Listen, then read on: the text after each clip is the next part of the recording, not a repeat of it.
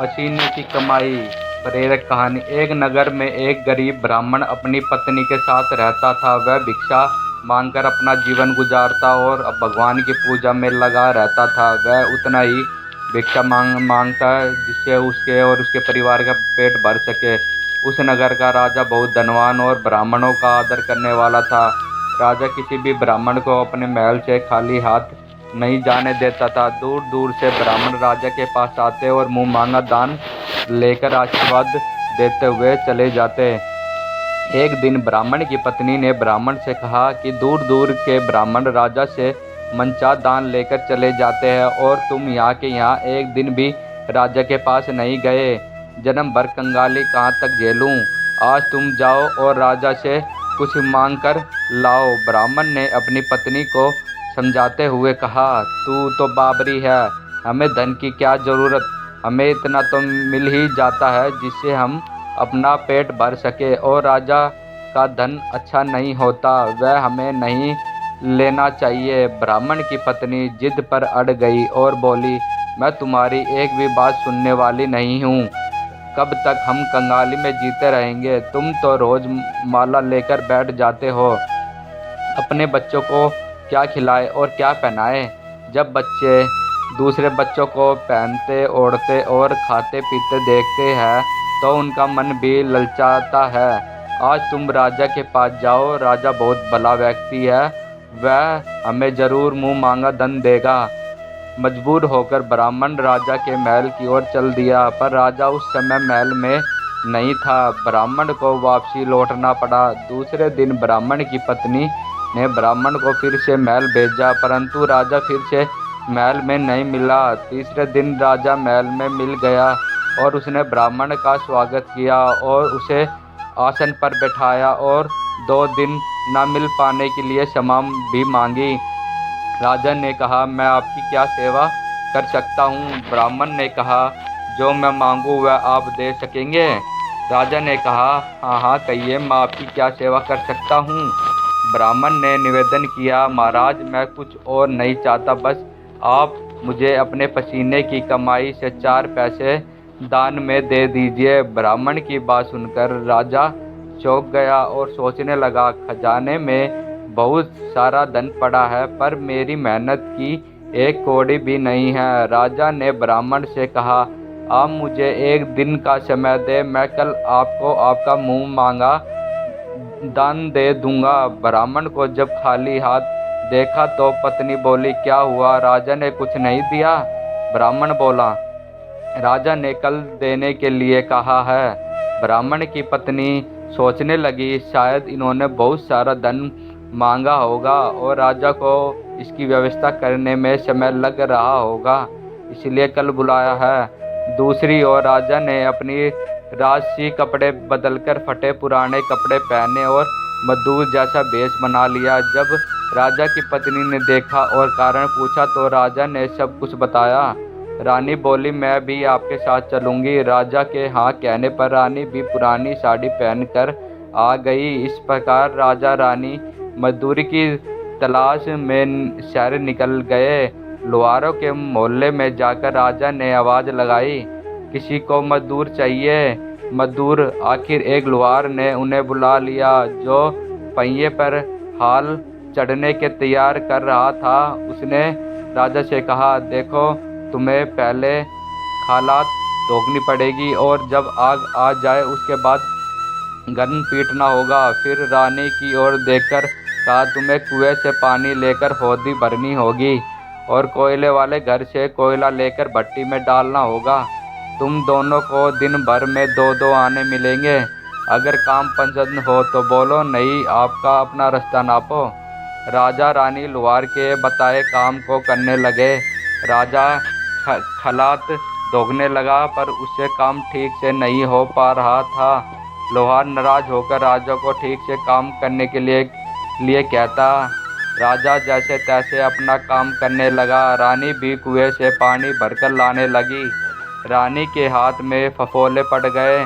किसी तरह बड़ी कठिनाइयों से उसने पानी का हौज भरा। उसके बाद रानी कोयला लाकर भट्टी में डालने लगी। कोयला भरने से रानी के गोरे हाथ और कपड़े काले हो गए। भट्टी में आग आने पर लोहार ने पात भट्टी में से निकालकर पहिए पर जमाई और एक गन अपने हाथ में लेकर और एक राजा के हाथ में देकर कहा, देखो बारी बारी से गन इस पर पटकना, हाथ इधर ना होने पाए।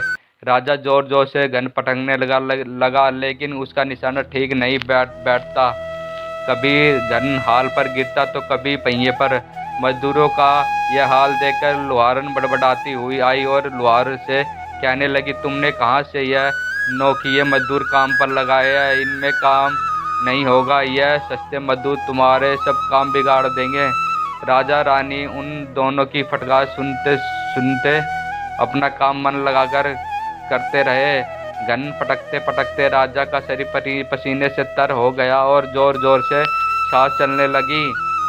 रानी भी पानी भरते और कोयला जोकते जोकते थक कर चूर हो गई। दोनों ने पूरे दिन बहुत मेहनत की। लोहार ने राजा रानी को 2-2 पैसे दिए, जिसे वह बड़ी खुशी खुशी लेकर महल आए। आज उन्हें पता चला कि मेहनत की कमाई कैसी होती है। राजा ने 4 पैसे अलग रख दिए और अगले दिन ब्राह्मण को बुलाकर उसे दे दिए। ब्राह्मण राजा को आशीर्वाद देकर घर लौटा और ब्राह्मणी से कहा, लो मैं राजा के यहाँ से दक्षिणा ले आया हूँ। ब्राह्मणी खुश होकर दौड़ती हुई आई, पर जब उसने 4 पैसे देखे तो वह ठिठर कर रह गई और उन्हें दूर फेंक दिया। वह जन भुनकर ब्राह्मण से बोले, तुम जैसे दरिंदा से राजा के यहाँ जाकर भी कुछ न मांगा गया, शर्म भी नहीं आती, कहकर उठ कर चली गई और बहुत देर तक बड़बड़ करती रही। ब्राह्मण ने उन 4 पैसों को उठाकर तुलसी घर के पास रख दिए और सोचा, जब ब्राह्मणी शांत हो जाएगी तो जरूरत पड़ने पर उठा लेगी। परंतु कई दिन तक पैसे वहीं रखे रहे और फूल बेलपत्र ऊपर से गिरकर मिट्टी में दब गए। ब्राह्मण और ब्राह्मणी दोनों ही उन सिक्कों के बारे में भूल गए। कुछ दिन बाद तुलसी घर में 4 पौधे उगे। चारों पौधे बहुत सुंदर थे। यह देख ब्राह्मणी रोज उनमें पानी डाल देती। 4 महीने बाद वह पौधे बड़े बड़े हो गए और उनमें फूल लगने लगे। फूल सूखने पर उन्हें मोती झड़ने लगे। ब्राह्मण और ब्राह्मणी ने कभी मोती नहीं देखे तो समझे कि कोई बीज है। हर रोज कई फूल झड़ते और बहुत मोती पूरे तुलसी घर में बिखर जाते। ब्राह्मणी उन मोतियों को समेट कर घर के कोने में डाल देती। इस तरह वह मोतियों का ढेर लग गया। एक दिन एक सब्जी वाला आया। ब्राह्मणी को सब्जी लेनी थी पर उसके पास पैसे नहीं थे। उसने सब्जी वाले से कहा, क्या तुम इन चमकदार बीजों के बदले सब्जी दे सकते हो? सब्जी वाला ने देखा तो वह पहचान गया कि यह तो मोती है। उसने खुशी खुशी ब्राह्मणी को उन मोतियों के बदले उसकी मनपसंद सब्जी दे दी। अब से हर रोज ऐसा होने लगा। ब्राह्मणी और सब्जी वाली दोनों खुश थे। सब्जी वाली यह सोचकर खुश थी कि मुझे 1 पैसे की तरकारी के बदले हजारों का माल मिलता है, और ब्राह्मणी यह सोचकर खुशी थी कि इस बीज के बदले सब्जी मिल जाती है। इस प्रकार कई महीने बीत गए। उधर राजमहल में कई राजहंस थे जो मोती चुगते थे। राजा का यह नियम था कि जब राजहंस मोती चुग लेते थे उसके बाद ही राजा और उसका परिवार भोजन करता था। एक समय बाद राजा का सारा धन उन मोतियों का और दान देने में खर्च हो गया। अब राजा को मोती खरीदने के पैसे तक नहीं बचे। यह खबर पूरे नगर में फैल गई। ब्राह्मण और ब्राह्मणी को जब यह पता चला कि उन्होंने यह विचार किया कि राजा बहुत दानी और नेक दिल है, उसने अपना सब कुछ दान कर दिया, यहाँ तक कि शायद उसके पास खाने को भी कुछ नहीं है। ऐसे हालात में हमें उन लोगों की सहायता करनी चाहिए। ब्राह्मण ने ब्राह्मणी से कहा, अगर तू कहे तो इसमें से कुछ बीज राजा को दे दूं। तू क्या कहती है, इससे भी सब्जी और खाने के चीज़ मिल जाती है। ब्राह्मणी ने कहा, हाँ, मैं रोज इसके बदले सौदा लिया करती हूँ। ऐसा कहकर ब्राह्मणी एक टोकरी बीज भर लाई। ब्राह्मण राजा के पास पहुंचा और उसे वह मोती दिए और राजा को सारी बात बताई। राजा उन मोतियों को देखकर चौंक गया। उसने मोती राजहंस को दिए। राजहंस उन्हें चुगने लगे। यह देख राजा ने ब्राह्मण से कहा, एक एक मोती सैकड़ों रुपए का है। सच बताइए, आपके पास इतने मोती कहाँ से आए? ब्राह्मण बोला, महाराज ऐसे बीज तो हमारे घर पर बहुत है। और राजा को पूरी बात बताई। राजा अपने मंत्री के साथ ब्राह्मण के घर पहुंचे और उन चारों पेड़ों को देखा। पूछताछ में उन सिक्कों वाली बात सामने आ गई। जब पेड़ों को देखा तो उनकी जड़ के पास वही सिक्के चिपके हुए थे। आज ब्राह्मण ब्राह्मणी को मालूम हुआ कि उनके पास लाखों करोड़ों की दौलत है, जिसे वह साधारण भी समझते थे। ब्राह्मण ने सोचा कि मेरे लिए ये धन किस काम का है। ऐसा सोच ब्राह्मण ने सारे मोती राजा को दान में दे दिए। राजा की आंखें भी खुल गई। मेहनत के धन की कीमत उन्हें मालूम पड़ गई। उस दिन राजा ने प्रण कर लिया कि मैं खजाने के पैसों से एक भी पैसा अपने खर्च में नहीं लगाऊंगा। अपना खर्च मेहनत करके चलाऊंगा। खजाने और ब्राह्मण के दान से राजा ने जनता के हित में कई धर्म कर्म के काम शुरू कर दिया।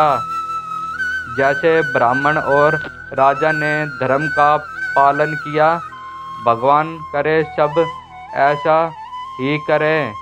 मित्रों, उम्मीद करता हूँ पसीने की कमाई हिंदी स्टोरी आपको अवश्य पसंद आई होगी। और आपको दोस्तों कुछ लोग वीडियो को इग्नोर कर देते हैं, चाहे वीडियो कितना भी अच्छा क्यों ना हो। दोस्तों, हमारा हौसला बढ़ाने के लिए वीडियो को लाइक, शेयर, कमेंट और चैनल को सब्सक्राइब ज़रूर करें।